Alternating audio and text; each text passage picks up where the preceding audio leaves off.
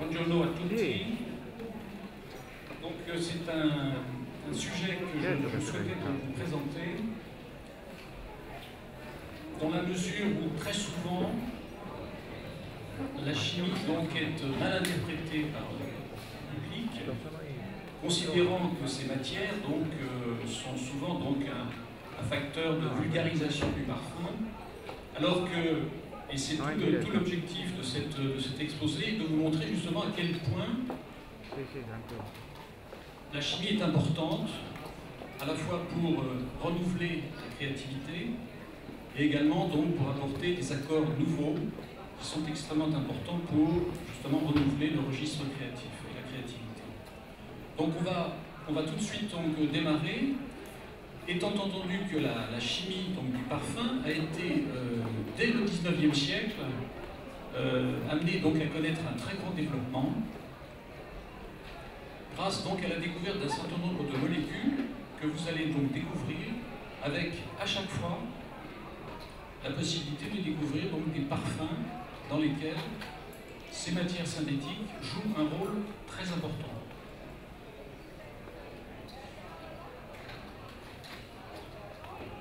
Alors tout d'abord, deux remarques qui émanent d'une part de Madame de Staël, qui est une aristocrate française du 19e siècle, qui très tôt a compris à quel point la parfumerie moderne pouvait connaître donc un réel développement grâce à la rencontre à la fois de la mode, et on verra à quel point les designers de mode, notamment donc au début du XXe siècle, ont beaucoup contribué donc au développement et à la connaissance du parfum, rencontre donc de la mode, de la chimie et du commerce. Puis donc un autre grand monsieur que certainement beaucoup d'entre vous connaissent, Ernest Beau, qui a été un immense créateur pour la maison de Chanel, qui très tôt donc a compris aussi à quel point les chimistes pouvaient contribuer donc, grâce à leur découverte, à créer des accords originaux. Et de façon très prophétique, Ernest Beau donc a précisé l'avenir de la parfumerie est entre les mains des chimistes. Et ceci dès 1921, c'est-à-dire donc date de la création, je vous rappelle, du numéro 5 de Chanel.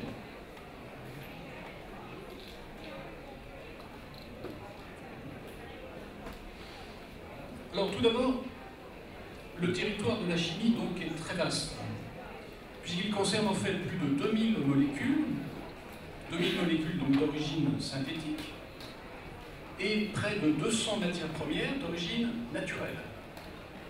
Et nous nous intéressons aujourd'hui donc à la chimie.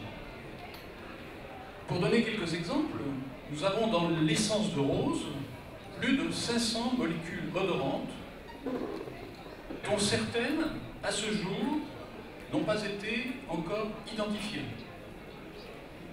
De même pour le jasmin, avec 260 composants.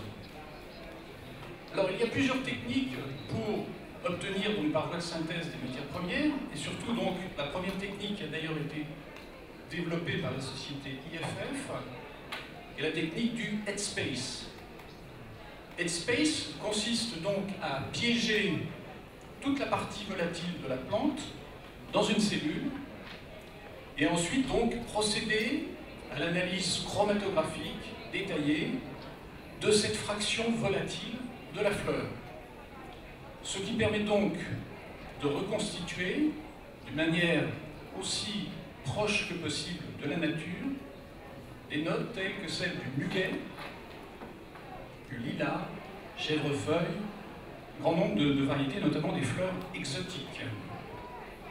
C'est une technique évidemment très intéressante. Il y a également toutes les substances, et c'est à l'intérêt de la chimie, et dès le 19e siècle, on verra à quel point ces substances ont joué un rôle évident. Donc ce sont des substances qui n'existent pas dans la nature. Telles que, par exemple, et vous aurez l'occasion de les découvrir, l'hydroxycitronellal, l'aldéhyde C11, l'aldéhyde C14. Bon, je n'entre pas dans le registre des notes, mais tous ces produits-là, nous allons pouvoir les découvrir ensemble. Alors, troisième catégorie de substances, les substances que l'on isole à partir de matières naturelles et qui sont en fait donc dérivées du naturel. On va pouvoir effectivement obtenir un certain nombre par transformation des matières qui sont elles-mêmes issues de la nature. Vous voyez à quel point le registre olfactif à travers la chimie, donc ce registre est extrêmement large et permet donc d'élargir en quelque sorte la palette du parfumeur au-delà donc des matières naturelles. Alors, on n'entrera pas dans le détail, mais il y a ici 3 exemples de matières naturelles. Le clou de girofle, qui est très riche en eugénol et isogénol, qu'on retrouve également dans l'essence de poivre, par exemple, et avec laquelle donc, on va pouvoir, par voie de synthèse, obtenir la vanilline. La vanilline qui est un des constituants de la gousse de vanille. De la même façon, dans le lemongrass, on obtient donc qui est très riche en citral. On va pouvoir développer une catégorie de produits qui s'appelle les ionones, que l'on va sentir tout à l'heure avec des effets violets très intéressants. Et enfin la citronnelle, qui comporte également beaucoup de citronellal et qui va donner l'hydroxycitronnellal. On l'examinera tout à l'heure, c'est une note muguet qui là aussi est extrêmement intéressante. Je rappelle que le muguet ne permet pas donc d'extraire d'essence du tout. On est obligé donc de reconstituer son odeur. Alors, quelques étapes importantes de la synthèse en chimie. Dès 1833, les premières molécules de synthèse sont apparues et ont permis donc aux parfumeurs de développer un certain nombre d'accords nouveaux. Et de nos jours encore, nous assistons donc à de nouvelles molécules qui sont souvent d'ailleurs l'apanage d'un certain nombre de maisons de composition telles que IFF, ou Firmenich, qui sont dans ce domaine très en pointe. Alors ici, en quelques mots, vous connaissez ces classifications officielles des parfums, donc de la Société française des parfumeurs, qui donc identifie un certain nombre de familles, qui a classifié tous les parfums par famille, la famille des Hespéridés, la famille des citrus, des floraux, fougères, chypre, boisés, ambré oriental et cuir. Bon, nous examinerons là aussi dans le détail, tout à l'heure, à travers les molécules de synthèse que je vais vous présenter, nous examinerons donc un certain nombre de parfums qui font partie de ces différentes familles. Alors on commencera, j'ai sélectionné en fait 15 matières premières, je ne sais pas si on aura l'occasion de toutes les sentir, je ne voudrais pas donc vous infliger trop de difficultés, mais il est évident qu'on aborde là, dès 1868, la synthèse de la coumarine, qui est une matière clé qui va jouer un rôle évident dans la famille des fougères. On verra tout à l'heure ce qu'est la famille fougère, qui débouchera d'ailleurs sur une famille très importante qui sera destinée essentiellement aux parfums masculins. Alors, pour votre information, la coumarine est présente à l'état naturel dans la fève tonka, dans l'absolu foin, et également dans 2 matières qui ont beaucoup d'applications dans les arômes de tabac, à savoir le liatrix et le mélilo. Donc la coumarine, que l'on est en train de vous distribuer, c'est une note à la fois chaude, de tabac blond, d'odeur suave, amandée, gourmande également. On verra à quel point donc son impact, notamment dans la famille des fougères, dans les masculins, son impact est extrêmement important.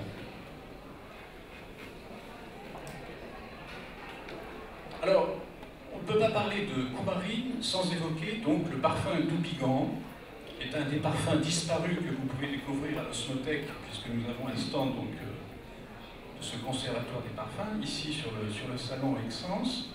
Fougère royale, donc Doubigant, de Paul Parquet, 1884, vous voyez, donc dès la fin du 19e, la chimie donc fait une entrée en matière extrêmement importante. À tel point donc que l'on considère que Fougère royale est le premier parfum moderne dans l'histoire des parfums.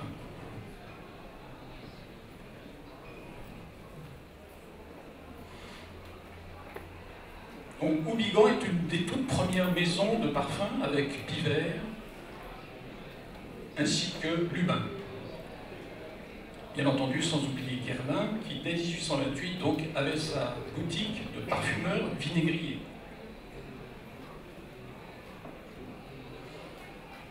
Donc Fougères Royales est le début donc, de l'histoire de la chimie dans le parfum. Fougères Royales est immédiatement suivi par Chiqui, du grand créateur Émile Guerlain, qui est en fait le fils de Pierre-François Pascal Guerlain, parfumeur vinaigrier. Là aussi, l'impact de la coumarine dans ce parfum est extrêmement important. Et très vite, on va considérer donc que la coumarine, associée à la vanilline, crée cette signature Guerlain que l'on a très communément appelée la guerlinade.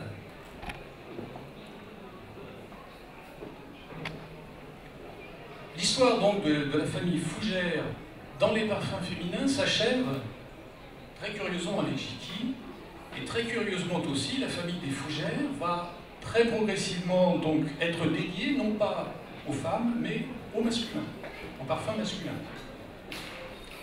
Alors parmi ces parfums de la famille Fougère, on doit citer en particulier, je l'ai cité au hasard, mais il y en a d'autres, Monsieur Azzaro. Monsieur Azzaro, donc un grand parfumeur Gérard Anthony, qui était à ce moment chez Quest, une fragrance élégante, intemporelle, et l'on voit là à quel point, là aussi, la sensualité, le confort apporté par cette note coumarine intervient de façon très marquée. On considère d'ailleurs que M. Azzaro, après Paco Rabanne, après Drakkar Noir, fait partie de ces fragrances adoptées par les hommes pour leur confort, pour cette sensation à la fois de bien-être et de propreté exprimée par cette famille, par cet accord Fougère. Alors cet accord Fougère, en quelques mots simplement pour votre information, pourquoi Fougère? En fait, la fougère ne désigne pas une odeur, mais une famille. C'était en fait Fougères Royales d'Houbigant, donc qui avait été illustrée sur son emballage par une fougère. C'est la raison pour laquelle on parle de cette famille Fougère. Alors, à chaque fois, et très communément dans cet accord, on va retrouver la bergamote, qui est un élément majeur, la bergamote italienne, qui est un élément majeur donc, de l'accord Fougère, la lavande, qui exprime cette sensation de propreté, le géranium, qui apporte à la fois un bien-être floral et une fraîcheur, une nervosité qui est intéressante, la mousse de chêne, qui est aussi importante, le patchouli, la coumarine, que je viens de citer, qui apporte ce fond à la fois riche, chaud et sensuel, et le salicylate d'amyle, qui est une matière première d'origine synthétique. Alors j'ai simplement rappelé pour votre mémoire et votre information, donc, toutes les fragrances masculines, principalement, qui sont nées de cet accord Fougère, en particulier donc Old Spice, Équipage, Paco Rabanne, Monsieur Azzaro, dont on a parlé, Drakkar Noir, Tuscany, Boss, Jazz, vous voyez à quel point donc cette famille Fougère, pour les masculins, est tout à fait prépondérante. Elle l'est encore de nos jours, et c'est vrai qu'elle est supplantée depuis peu, notamment par la famille des Boisés dans l'univers des masculins. Alors, deuxième matière première intéressante, et vraiment qui va là aussi en quelque sorte révolutionner la parfumerie moderne, c'est la vanilline. La vanilline, je le rappelle, elle est présente à l'état naturel dans la gousse de vanille. La plus belle des vanilles, c'est la vanille Bourbon, c'est-à-dire celle qui provient de l'océan Indien. Et bien entendu, cette vanille va jouer un rôle majeur dans notamment tous les orientaux. Les ambrés orientaux, qu'ils soient masculins ou féminins, contiennent tous de la vanille. Et cette vanilline qui, comme la coumarine, contribue à la signature des Guerlains, c'est-à-dire donc à cette guerlinade qui a fait la réputation de la maison. C'est une note ambrée, on la qualifie, la parfumeur la qualifie d'extrêmement multifacettée, elle est chaude, puissante, elle est très persistante, et également donc présente une facette à la fois lactée, sensuelle, presque animale, un fond presque un peu cuiré aussi, qui bien entendu donc, en fait un produit de très grande qualité.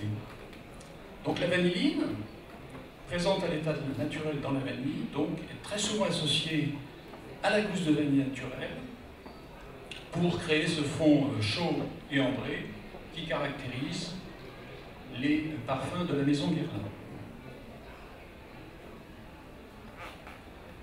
Alors parmi donc les parfums qui illustrent et qui contiennent la vanille, on ne peut pas bien entendu oublier le nom de François Coty, qui a été vraiment un immense créateur dès le début du XXe siècle, et qui va, d'une certaine façon, et de façon très, très singulière, donc beaucoup tenir compte des travaux aussi de Jacques Guerlain. C'est-à-dire l'un et l'autre, François Coty et Jacques Guerlain, sans se connaître, vont s'influencer mutuellement. Donc Ambre Antique, on le voit donc, contribue aussi par son apport de vanilline à cette orientation, cette facette ambrée orientale. On peut considérer que François Coty est en fait le créateur de la famille des ambrés orientaux.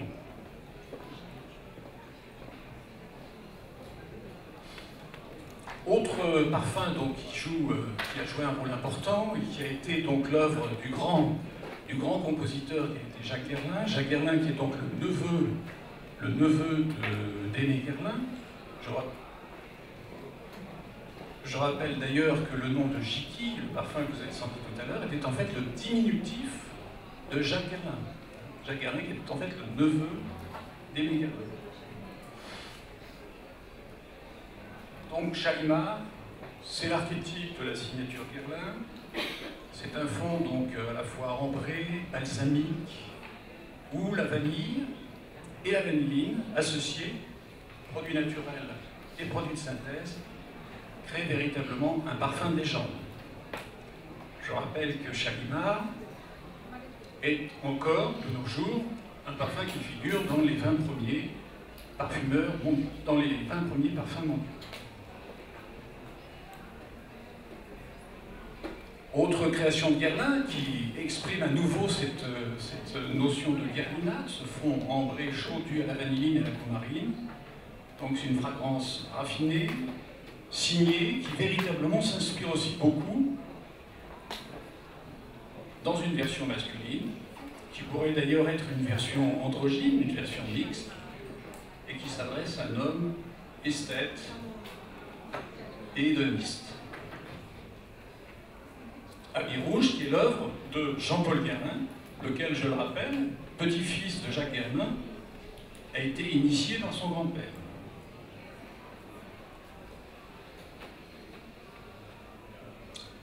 Alors une autre famille qui va jouer aussi un rôle important, dès 1898, vous voyez, on est encore à la fin du 19e siècle, c'est la famille des ionones. Alors les ionones, ce sont des molécules qui ont toute une connotation florale, boisée, intéressante, extrêmement utilisée et encore beaucoup utilisée par les parfumeurs de nos jours. Alors on s'intéressera à un produit qui s'appelle la bêta-ionone.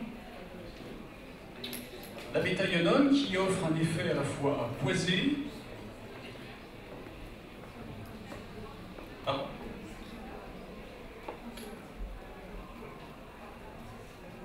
ça, je parle un peu vite, je suis désolé.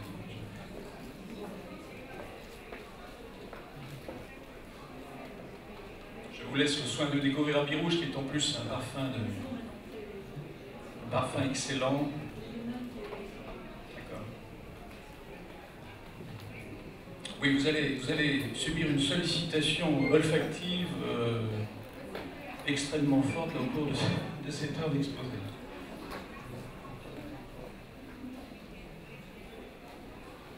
Donc la bêta-ionone que vous découvrez maintenant donc, est multifacétée, donc elle est à la fois boisée, irisée, la note violette dans la concrète d'iris, cet iris de Toscane, vous le savez, donc est une magnifique odeur naturelle.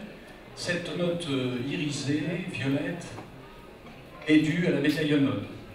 La bêta-ionone qui a aussi un côté un peu terreux, sec, et qui surtout, c'est pour ça que je voulais la citer et vous la faire découvrir, surtout donc va être responsable d'un accord T que l'on va sentir découvrir tout à l'heure. Alors on ne peut pas bien entendu parler de de la bétaillonone, sans parler de Vera Violetta, de Roger Gallet, qui est un parfum disparu, 1892. Roger Gallet qui fait vraiment partie de ces illustres premières maisons de parfum, après Pivert, Hourigan, Lubin, Guerlain, Bourgeois. Donc la bétaillonone, donc il y a cette note violette, joue un rôle important dans Vera Violetta, à la fois donc une fragrance à la fois florale, souvent citée donc comme faisant partie de la famille Soliflore, Soliflore donc avec cette note linéaire liée donc à la bétaillonone et à la note violette.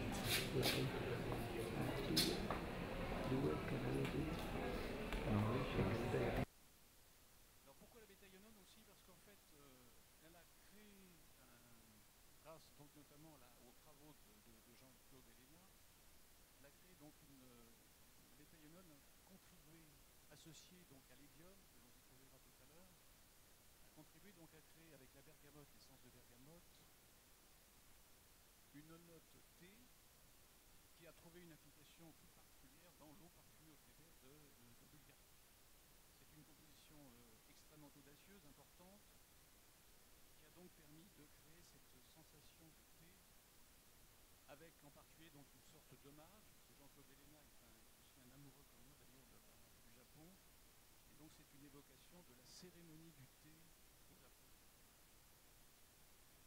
Donc c'est une fraîcheur stimulante, raffinée, distinctive, un parfum qui a fait beaucoup école et qui en particulier a servi d'inspiration à un produit qui s'appelle CK1, qui a connu un immense succès planétaire et que l'on découvrira tout à l'heure.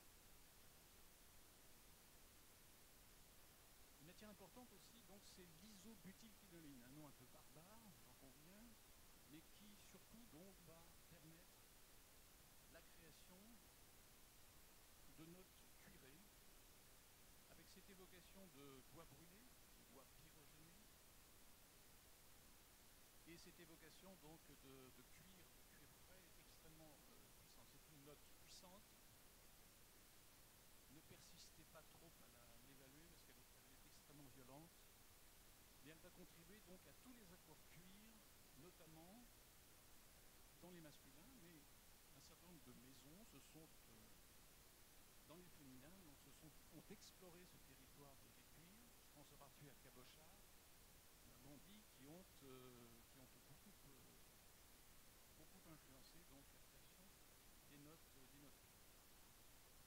Alors on associe souvent l'isobutylquinoline au styrax, qui est une matière résineuse ambrée extrêmement intéressante, et le cistoladdanum aussi, qui est une plante méditerranéenne que l'on rencontre d'ailleurs en Italie.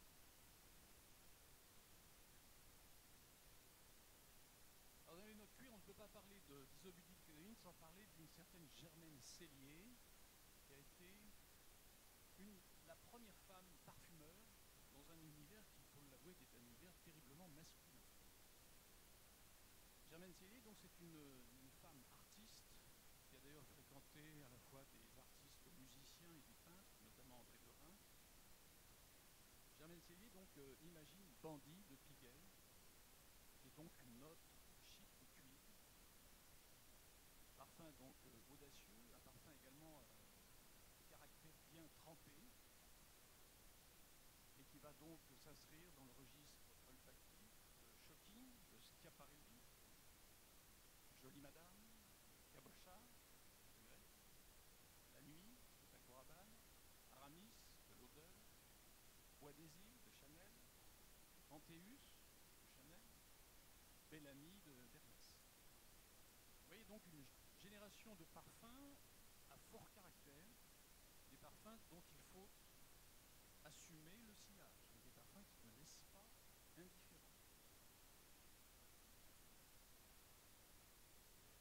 Aramis, autre création de la famille du cuir, identité forte,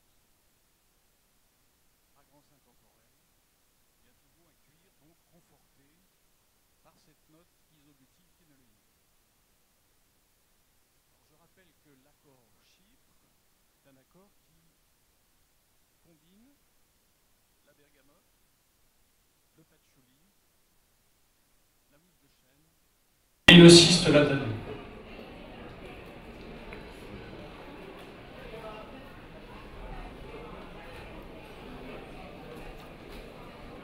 Alors, autre famille et autre révolution olfactive qui va vraiment bouleverser la créativité en parfumerie, c'est la famille des aldéhydes. Alors, on parle souvent des aldéhydes, évidemment, lorsqu'on évoque le numéro 5 de Chanel.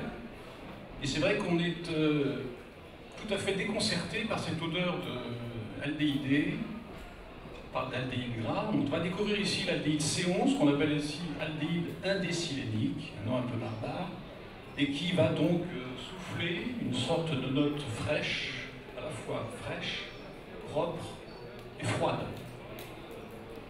Bien évidemment, on est très éloigné de la nature, donc c'est une note totalement imaginée par les chimistes.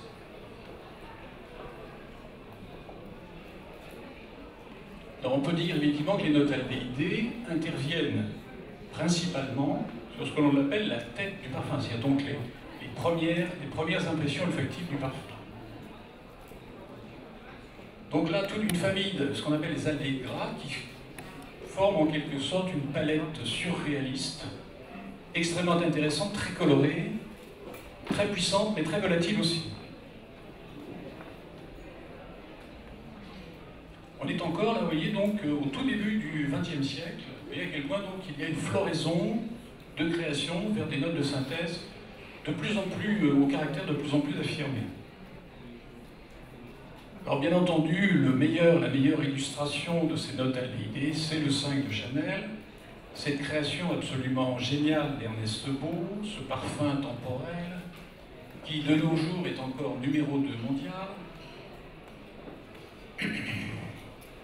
et qui fait appel donc à cette note aldéhydée pour la partie tête, se développant ensuite évidemment sur un fond floral extrêmement riche, très élégant, très singulier aussi, supporté aussi par une communication de première beauté.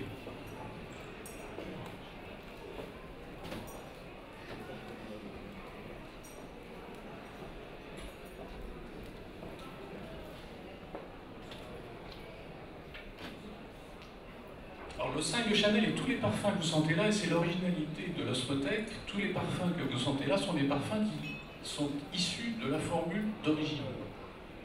Formule donc qui n'a pas subi ni de transformation, ni de modification au cours du temps pour tenir compte à la fois des aspects consuméristes et des aspects de réglementation sanitaire.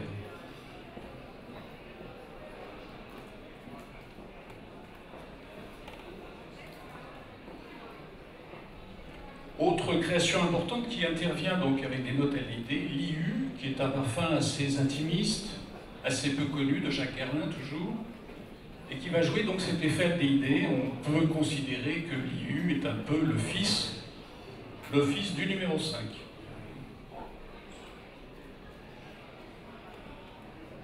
Donc parfum d'une grande élégance, très intemporel, extrêmement qualitatif. On voit là aussi à quel point l'IU et Jacques Guerlain ont été influencés par l'Art déco. Le flacon qui est sur votre droite est une collaboration avec la maison prestigieuse Baccarat. Alors je rappelle que dans cette famille florale aldéhydée, nous retrouvons Arpège de l'an 1, Madame Rochas, Calandre, Rive Gauche, First, et le dernier, aux premières, du numéro 5 de Jacques Polch, qui est un petit chef-d'œuvre et que je vous invite à découvrir.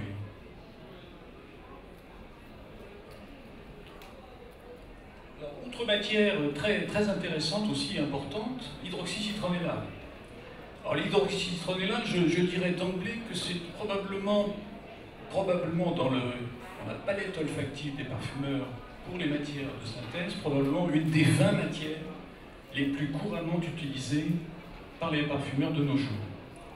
Alors son originalité, c'est une matière totalement imaginée par l'homme, elle n'est pas présente dans la nature, et surtout donc elle va exprimer une des facettes de la fleur du muguet, cette fameuse fleur que j'ai qualifiée de fleur muette, puisqu'on ne peut pas extraire sur son odeur.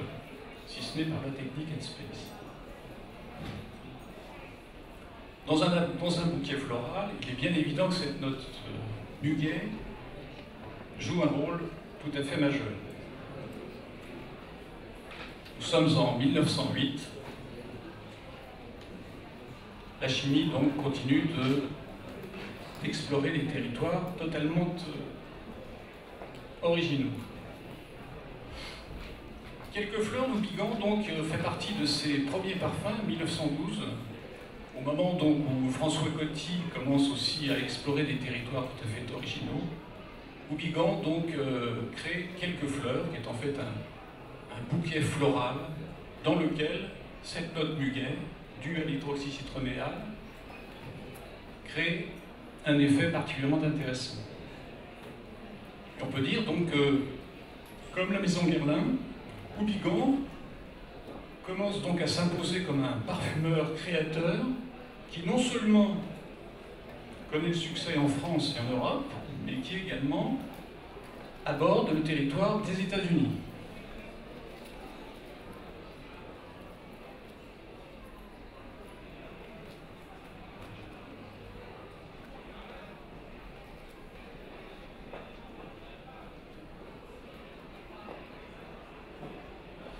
Diorissimo aussi, immense création due à Edmond Oniska, je pense que c'est un nom qui vous est familier, créateur de l'eau sauvage, créateur de l'eau d'Hermès, créateur de Diorella, de Femme de Rochas, donc un grand créateur, un grand défenseur aussi de la parfumerie et surtout du parfum en tant qu'œuvre d'art et œuvre artistique, l'œuvre d'un grand maître, un parfum onirique, un parfum romantique, une matinée de printemps, une évocation pointilliste. C'était, je le rappelle, la fleur préférée de Christian Dior.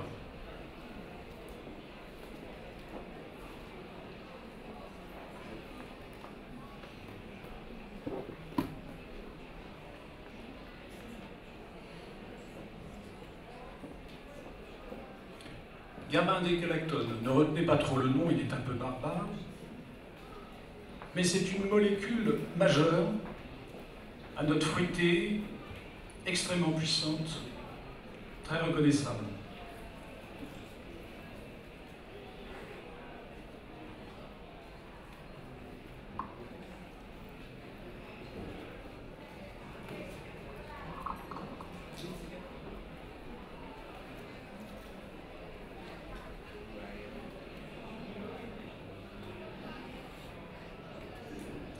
Alors donc, je rappelle qu'en parfumerie, il n'y a aucune note fruitée d'origine naturelle, hormis celle du bourgeon de cassis et celle de l'osmanthus.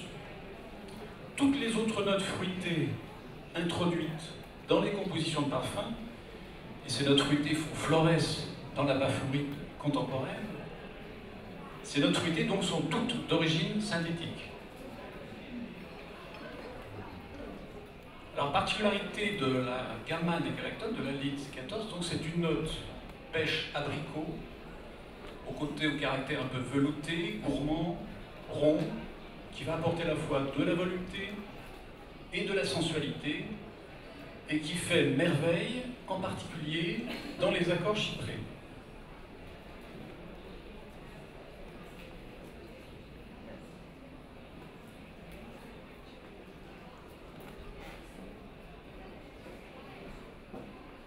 Est-ce que vous résistez à cet assaut d'odeur? Est-ce que vous souhaitez qu'on fasse une petite pause? Non? Ça va? C'est bon? Ah.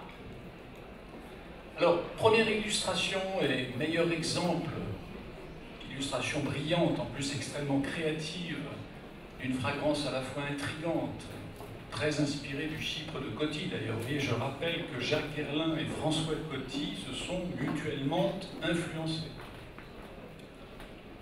Donc c'est un sillage envoûtant, c'est une fragrance à laquelle on ne résiste pas, c'est un très très beau sillage, c'est vraiment une signature intemporelle. Alors nous sommes là dans la famille chyprée des Chypres. Je rappelle que la famille des Chypres, dans les féminins, représente environ 20% du marché, ce n'est pas la famille la plus représentée. Mais c'est une famille au caractère extrêmement affirmé.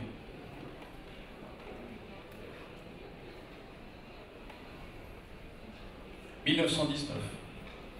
On est là dans la période extrêmement foisonnante sur le plan créatif de Jacques Guerlain qui va, pendant toute sa période de création, créer plus d'une centaine de fragrances. C'est ça ? Alors nous avons dans la salle un spécialiste des créations de Guerlain, qu'éventuellement je consulterai tellement sa science est impressionnante.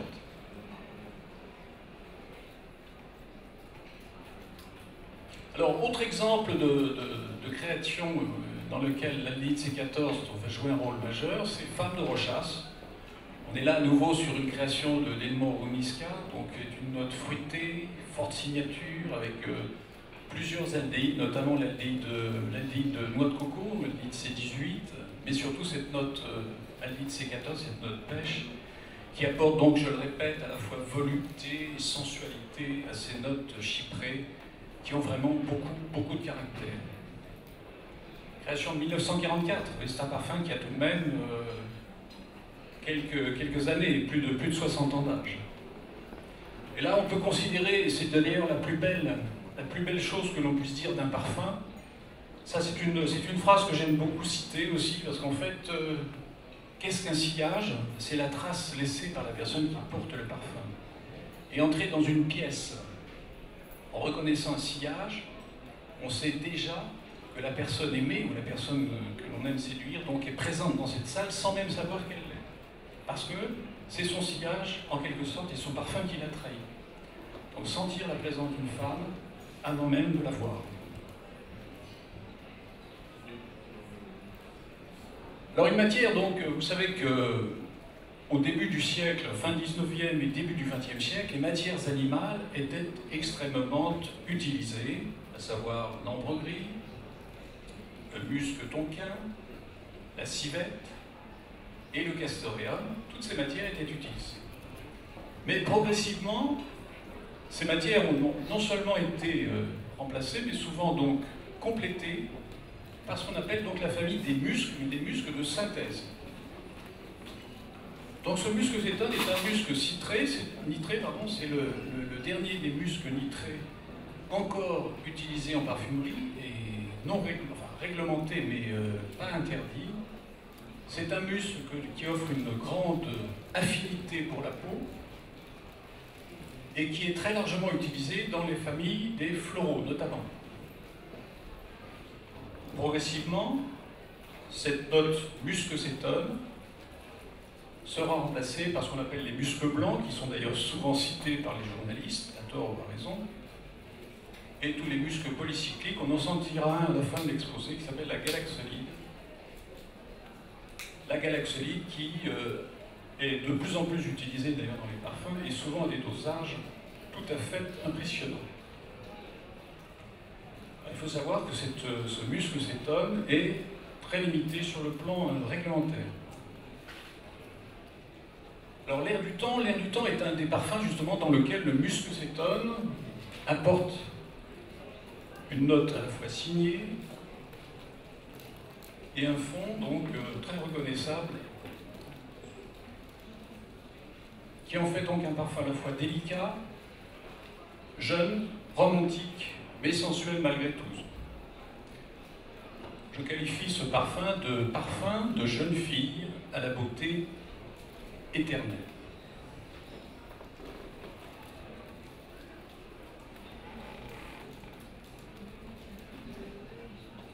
Alors ce musc cétone apporte un fond donc soyeux, confortable, élégant, apporte aussi un sillage et permet aussi donc d'avoir une grande affinité, une grande substantivité. On parle de substantivité pour la peau.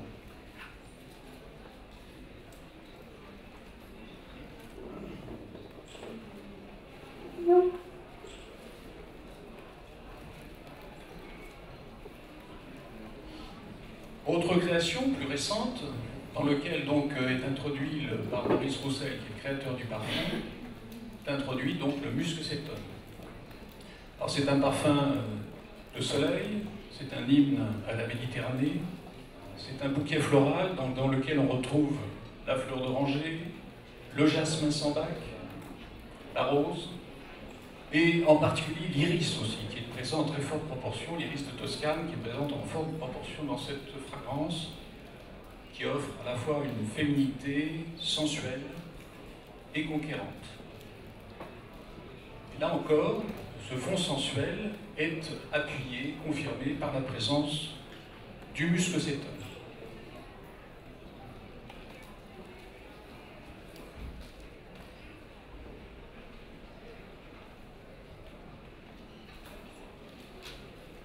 Alors une molécule aussi qu'on ne peut pas ignorer s'appelle le dihydromyrcénol. On a encore un nom barbare, mais tous les parfums, la plupart des parfums masculins en comportent de près ou de loin. Alors en particulier, donc, ce dihydromyrcénol joue un rôle majeur dans les parfums masculins de la famille Boisé et de la famille Fougère. Famille Boisé, qui, je le rappelais donc, tout à l'heure, donc, confirme leur essor depuis environ 5 ans. Les familles Boisé, chez les masculins, connaissent un grand succès, un grand développement. En particulier avec Terre d'Hermès et avec le dernier Dior, qui comporte donc ce côté boisé.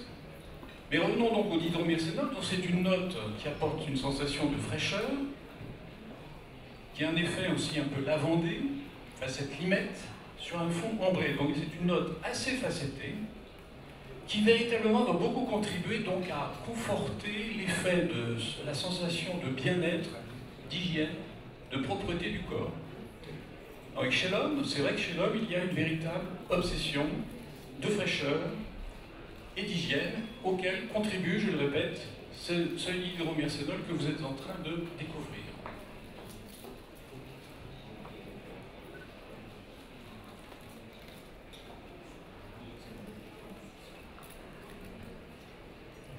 Alors donc, la distribution des mouillettes va plus vite que mon exposé. Une équipe de distributeurs qui est tout à fait compétente. Alors, Cool Water, donc, que vous découvrez maintenant, que Cristiano et la jeune fille sont en train de vous distribuer. Donc ce Cool Water, création de Pierre Bourdon, qui a été aussi un très grand parfumeur, qui a malheureusement donc, qui a cessé son activité, mais qui est en demeurant pas moins un grand parfumeur. C'était un amoureux. Il n'était absolument pas destiné à faire de la parfumerie, puisqu'en fait il a fait Sciences Po. Et ensuite, donc, il était un lecteur inconditionnel de Marcel Proust. Marcel Proust a beaucoup parlé du parfum, de l'émotion ressentie, de cette fameuse Madeleine de Proust. Bref, Pierre Bourdon donc, a créé ce Cool Water, qui est donc, dans lequel on retrouve en particulier le dihydromyrcénol. Je rappelle que Cool Water a rencontré un succès considérable dans la décennie 90. C'est une fraîcheur tonique, propre, et le DHM, donc dihydromyrcénol, est véritablement adopté par tous les hommes, et Chanel, on le verra tout à l'heure, est aussi une de ces marques qui font un usage important, considérant que le dihydromyrcénol est un produit majeur pour apporter à la fois de l'élégance et une sensation de propreté au niveau de la création. Donc Allurum Sport de Chanel, 2004, vous voyez, donc création de Jacques Polge. Vous savez que Jacques Polge est le créateur unique, qui vient d'ailleurs d'être rejoint par son propre fils, Olivier Polge, donc qui va probablement prendre progressivement la suite des créations de Chanel. Donc Allurum Sport, une nouvelle fraîcheur sensuelle, boisée, aromatique, épicée. Bon, il y a aussi une longue suite de créations, Kenzo, Odyssée, avec l'effet marin de la Calonne que l'on va découvrir tout à l'heure. Donc là encore, cette fraîcheur vive, lavandée, est liée donc à la présence du dihydromyrcénol, qui crée donc une sensation de toilette moderne, consensuelle, rassurante pour l'homme. Vous savez que l'homme n'est pas un découvreur de fragrances, du moins ce que les femmes lui reprochent. Je crois savoir que l'Allurum Sport est numéro 5 mondial dans les masculins.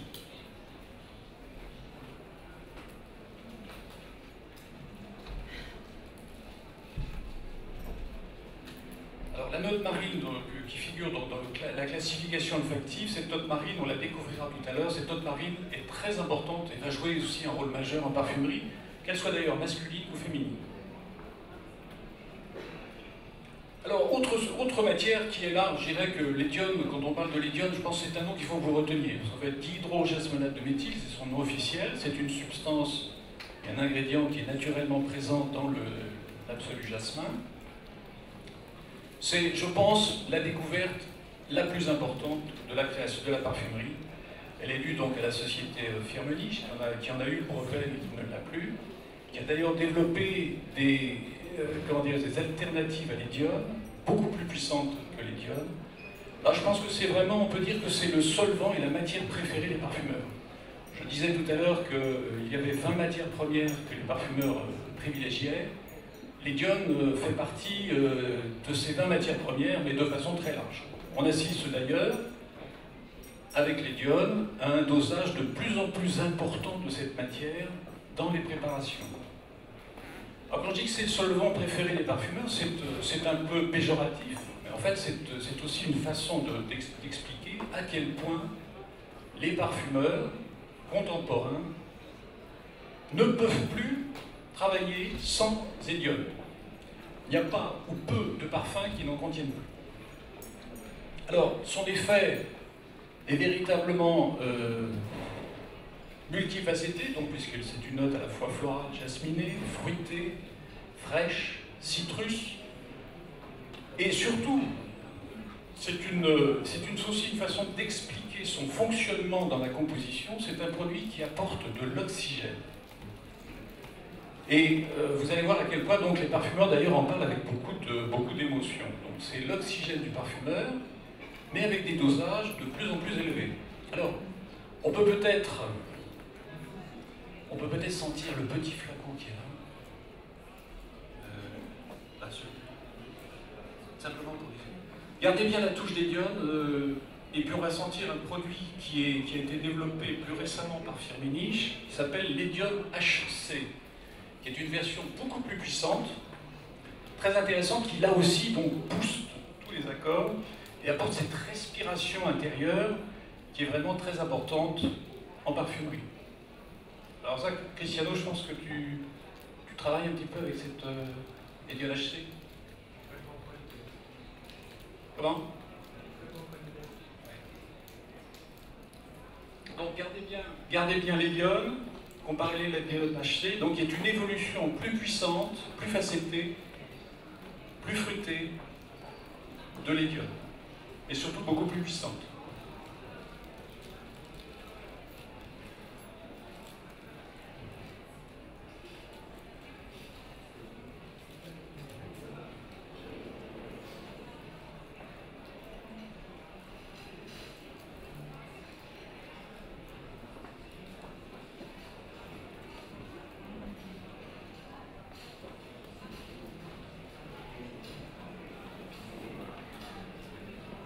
Tout va bien?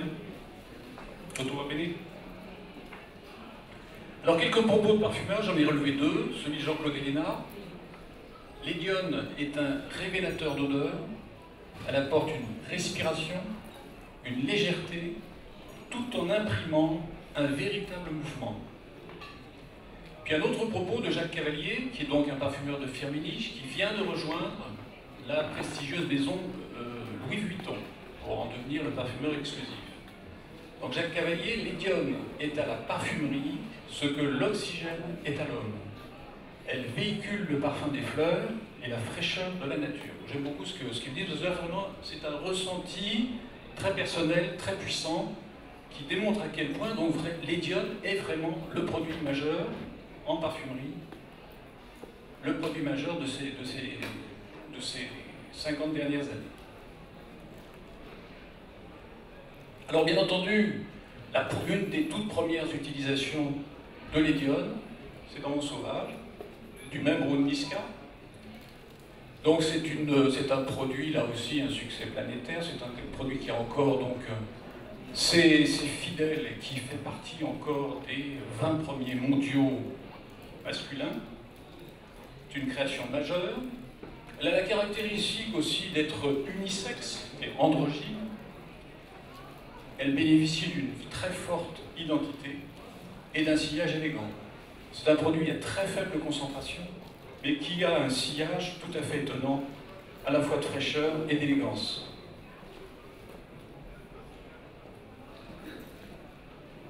Fragrance intemporelle, ça fait partie de ces œuvres artistiques qui ne vieillissent pas. Ah, oui, là deux fois, mais bon, c'est une petite erreur de casting, je suis désolé. Alors Acquadigio aussi, donc, qui est un parfum plus récent, 1996, dû à Alberto Morillas, qui est un parfumeur senior et maître parfumeur chez Firmenich. Donc là aussi, un immense succès, c'est un produit d'ailleurs qui est encore dans les 5 premiers mondiaux, produit à très forte identité. Et vous voyez d'ailleurs ici, je n'ai rien à vous cacher, donc 20% d'iodine et 10% d'iodine HC, donc déjà 30% de ces deux molécules dans l'Acquadigio. Alors c'est un parfum mythique, et là je l'ai mentionné pour nos amis italiens, qui évoque aussi l'île de Pantelleria, donc, qui est très chère à Giorgio Armani. Alors j'aime beaucoup aussi dire de ce parfum que c'est une évocation d'une peau au soleil après le bain qui mêle à la fois le sucré et le salé. Et là aussi, donc, la note marine joue un rôle très important pour booster la fraîcheur.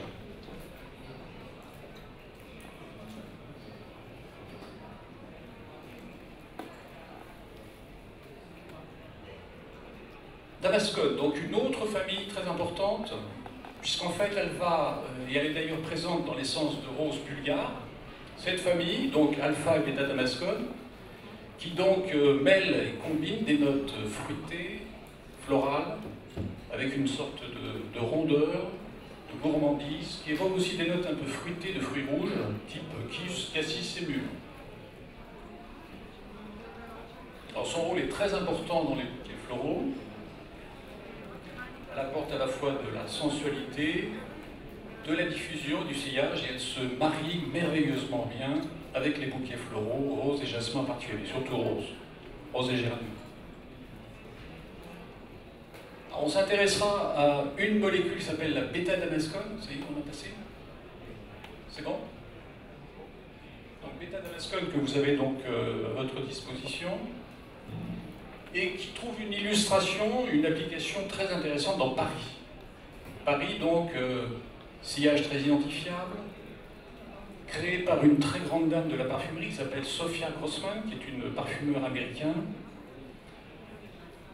Une femme qui a un véritable génie créatif, qui est surtout donc, qui travaille dans l'épure, dans des formules extrêmement concises, très signées. C'est un souffle floral frais, c'est un peu dans la trajectoire d'air du temps, donc il y a une sorte de féminité intemporelle, sereine, épanouie.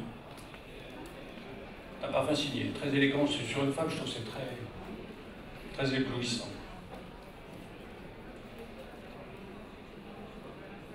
Donc retenez bien ce nom, Sophia Grossman, l'auteur aussi de Beautiful chez l'Odeur, de Knowing chez l'Odeur, de, comment dirais-je, de Trésor aussi, de Lancôme. Donc quelqu'un qui a marqué aussi son temps, son époque, et qui est vraiment une grande dame de la parfumerie. Jardin de Bagatelle aussi, donc, qui comporte ces damascones. Bon, vous connaissez peut-être ce jardin de Bagatelle aux portes de Paris, dans le bois de Boulogne. C'est un jardin romantique, un lieu d'inspiration très fort. Et on retrouve là aussi donc la rondeur fruitée, florale de la bêta damascone. À nouveau, donc un parfum très signé, dans lequel par contre on ne retrouve pas le fond de Guérina dont j'ai parlé tout à l'heure, notamment dans Chalimard et dans Habit Rouge.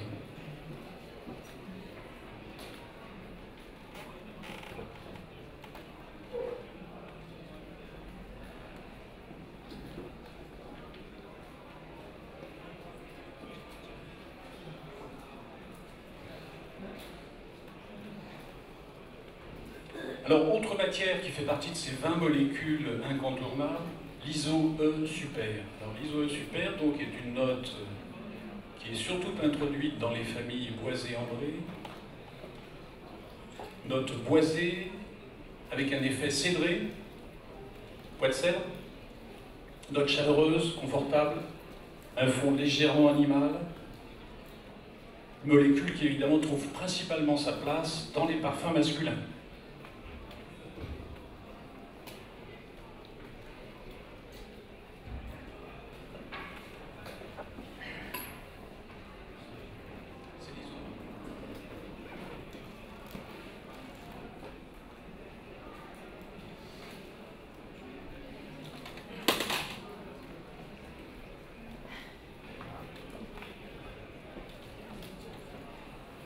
Alors une création très originale que je trouve personnellement très intéressante parce qu'elle est singulière, elle est surtout très originale, c'est la Féminité du bois de Shiseido, que l'on peut trouver d'ailleurs dans les jardins du Palais Royal, dans la boutique de Serge Lutens.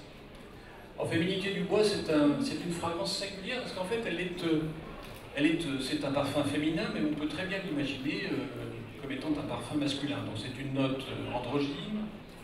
Son caractère boisé, cédré, donc évidemment, est très lié à la présence de l'ISOE super. Elle a un côté, cette note est à la fois sensuelle, très captivante, et surtout, je trouve qu'elle explore un territoire olfactif particulièrement singulier et intéressant. Je considère que c'est vraiment une vraie création. Elle est due donc à Pierre Bourdon, que l'on a cité tout à l'heure dans Cool Water, et Christopher Sheldrake aussi, qui, je le rappelle, c'est un parfumeur donc, qui est le directeur des laboratoires de Chanel, qui travaille donc auprès de Jacques Polge, le parfumeur maison. Donc Christopher Sheldrake travaille dans l'ombre aussi, et sachez que c'est le créateur et le parfumeur personnel de Serge Lutens. Bon, Serge Lutens, c'est le concepteur. Christopher Sheldrake est le parfumeur, c'est celui qui met les idées de Serge Lutens en musique créative. Donc c'est un personnage aussi très attachant qui a beaucoup vécu en Inde et qui est donc très influencé aussi par son parcours d'enfance en Inde du Sud. Donc Féminité du bois, je vous invite à le redécouvrir, je ne sais pas si... mais c'est un produit un parfum particulièrement original. Alors, autre utilisateur inconditionnel de l'ISOE, c'est Jean-Claude Elimard. Jean-Claude Elimard, donc je n'ai pas cité La Terre d'Hermès, il a fait également pour Cartier le parfum Déclaration, qui est d'ailleurs un parfum extrêmement signé, avec un côté à la fois boisé, épicé, particulièrement ingénieux et très identifiable. C'est un parfum très forte identité. C'est très signé, je trouve que sur un homme, c'est un parfum particulièrement élégant. C'est un souffle de fraîcheur donc, qui est dû aux épices froides, notamment la fameuse cardamome et la baie rose. Donc c'est à nouveau, donc, dans Déclaration, on retrouve ce travail qui a été fait par Jean-Claude Elimard sur l'eau parfumée au thé vert de Bulgarie dont j'ai parlé tout à l'heure.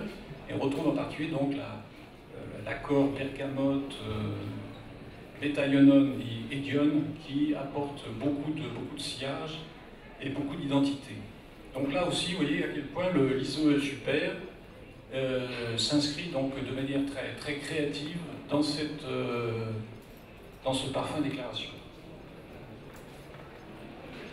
Éthylmaltol, je pense que c'est quelque chose que vous connaissez, parce qu'en fait c'est une note caramel, comme illustre la photo qui est à droite. Donc c'est le souvenir d'enfance que vous voulez essayer de retrouver dans une composition parfumée Thierry Mugler. Thierry Mugler, donc une odeur d'enfance, un souvenir émouvant, une note caramel, praline, avec une facette un peu fruit rouge. Alors je pense que vous savez, bien entendu, vous connaissez le parfum dans lequel on retrouve ce fameux éthylmaltol, un parfum qu'on a beaucoup senti, peut-être trop d'ailleurs, au risque d'en être un peu saturé, et qui a donné naissance à beaucoup de répliques et de créations dans les parfums dans la famille des Orientaux. Alors, il est évident qu'avec l'éthylmaltol, on a la garantie d'un sillage puissant et d'un sillage reconnaissable.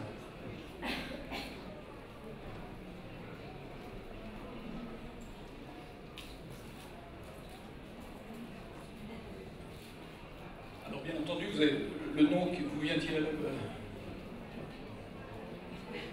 Donc l'éthylmaltol, c'est Angel. Angel, donc Thierry Mugler, Donc c'est un parfum qui a connu un parcours d'ailleurs extrêmement intéressant, parce que je ne sais pas si vous vous souvenez de sa mise sur le marché. C'est un produit qui a été dans un premier temps distribué de façon extrêmement confidentielle. Et le parfum donc s'est imposé très rapidement de lui-même par ce que l'on appelle le biais du bouche à oreille. C'est le bouche à oreille qui a créé progressivement la notoriété de cet accord très original. C'est vrai que c'est un accord audacieux, et véritablement, on peut considérer qu'Angel est le parfum qui a initié en quelque sorte la génération des parfums gourmands, des parfums gustatifs.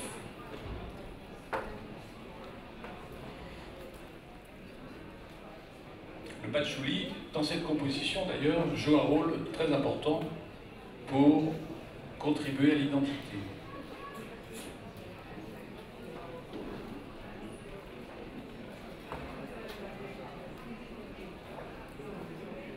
La calonne. Alors la calonne, là aussi, on ne peut pas non plus ignorer le rôle joué par la calonne. La calonne, c'est un booster de fraîcheur. C'est une molécule donc, qui rappelle volontiers les ports de plage, les ports à marée basse. C'est aussi une véritable révolution de la chimie. Sa note est fraîche, propre, ozonique. C'est un parfum de vacances en quelque sorte. C'est une évasion, une invitation au voyage.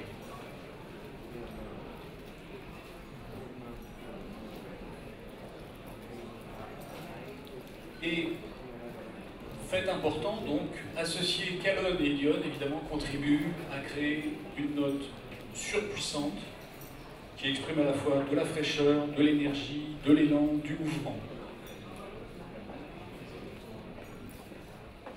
Alors, la calonne on va aussi beaucoup révolutionner l'univers du parfum. Et sa première application,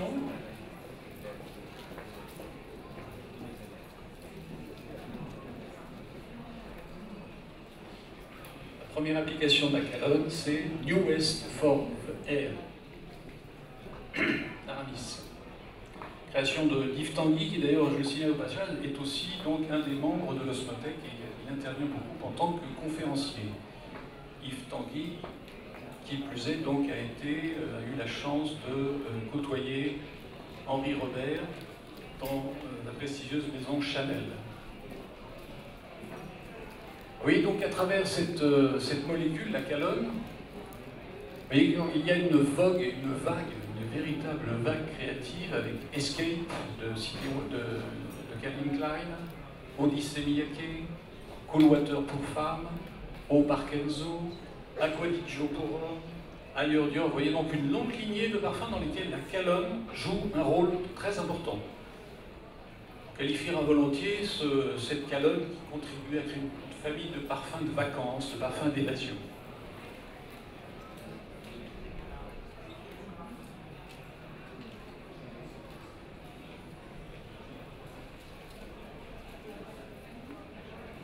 Alors, autre application et autre illustration brillante, l'Odyssée qui a connu un très grand succès, du fameux Jacques Cavalier dont je vous ai parlé tout à l'heure à travers ses propos sur les guillaumes.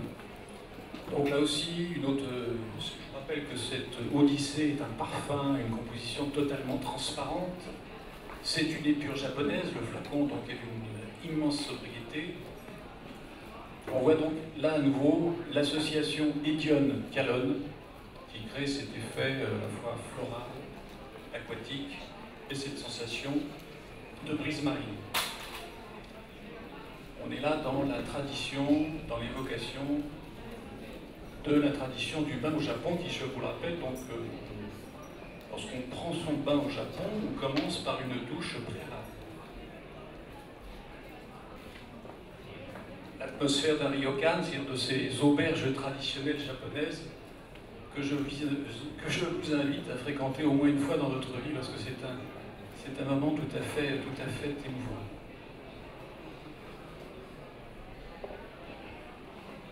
Mon dernier produit, je ne vous infligerai pas davantage de... Donc la galaxolite. Alors j'en ai parlé tout à l'heure avec le musc cétone, donc c'est la génération de ce qu'on appelle les muscs polycycliques qui trouvent des applications extrêmement importantes, de plus en plus importante. On parle de dosage qui dépasse 20% dans les parfums. Donc c'est une note douce, poudrée, un peu cotonneuse, avec une facette aussi fruitée, une facette de fruits rouges, type mûre, framboise, un côté violette. Donc quelque chose de très puissant, très peu volatile, mais extrêmement persistant. Donc Galax Solide, qui est présente vraiment dans beaucoup de compositions, aussi bien d'ailleurs dans des masculins que dans des féminins.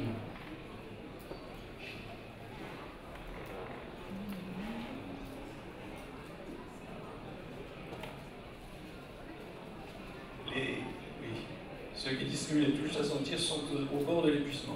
Je suis désolé, là, je leur ai infligé un exercice physique très, très puissant. Mais grâce à leur soir rendu, ils ont été vraiment efficaces. Alors donc, dans Trésor, on va retrouver un très gros dosage de Trésor. Donc je rappelle Sophia Grossman, dont j'ai fait l'éloge tout à l'heure. Donc c'est un bouquet floral épanoui, voluptueux, note fruitée, très sensuel. Et là, donc, le fond sensuel est lié en particulier à cette présence importante de la Galax Solide.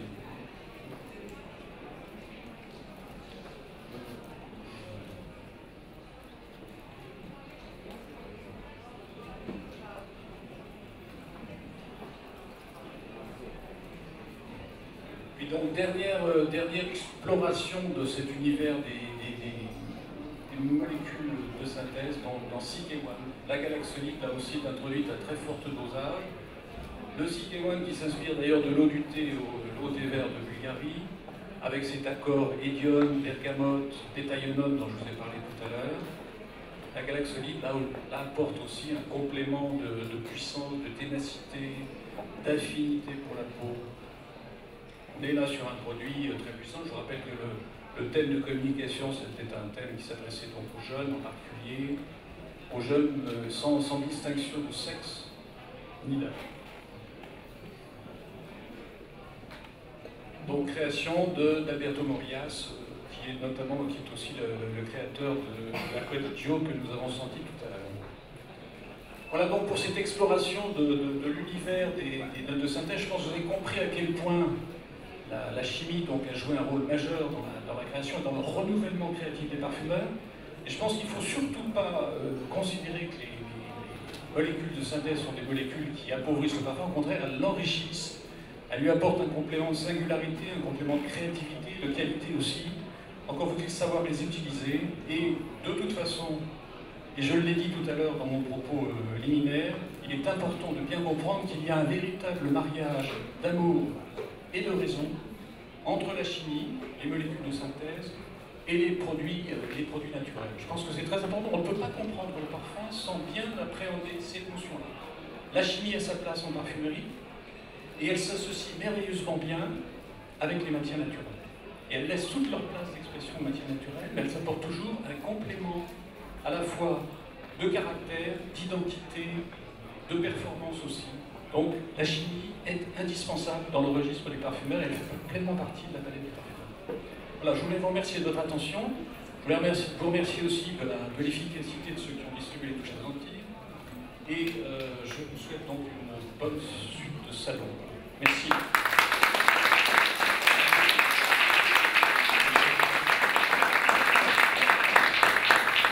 Si vous avez quelques questions particulières, je m'efforcerai.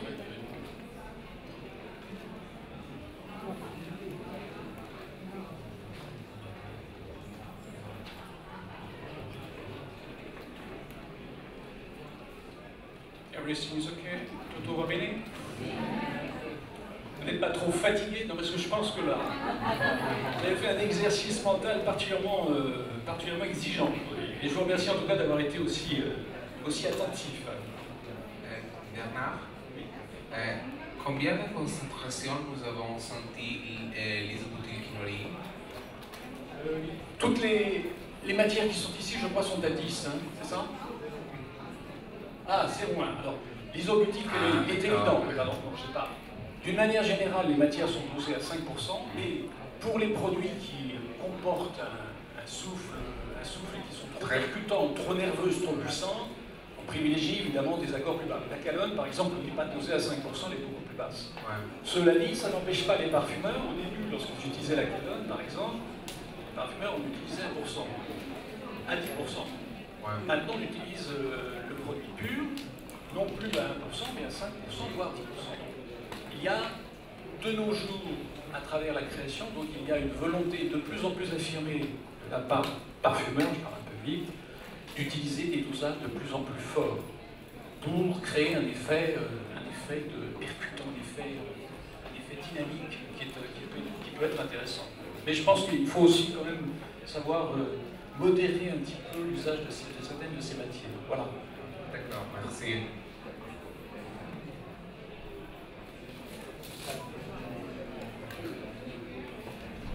Merci encore et bonne suite.